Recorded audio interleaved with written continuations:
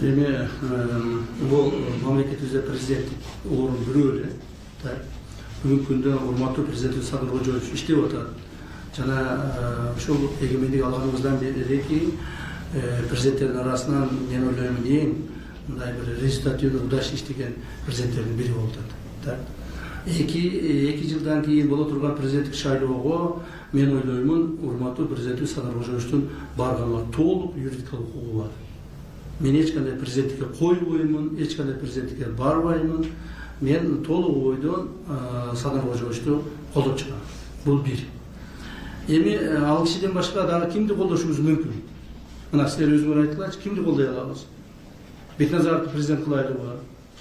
Равшан Жээнбековду президент кылайлыбы? Так, кимди президент кыласыңар дагы? Же болбосо кайрадан Атамбаевди алып келип президент кылайлыбы? Мунун баардыгын көрдүк го, мунун баардыгын өттүк. Ошондуктан орустар айтмакчы, добра не ищут. Так, жакшы иштеп атат президентибизди мындан ары колдошубуз керек. Жана экинчи сурокко кийинки конституция боюнча Садыр Кожоевичтин юридикалык жагынан кийинки конституция менен 2 жолу президенттикке койгонго укугу бар. Так, демек 2027 жылы bir жолу 5 жылдыкка, андан кийин дагы бир 5 жылдыкка койгон укугу бар.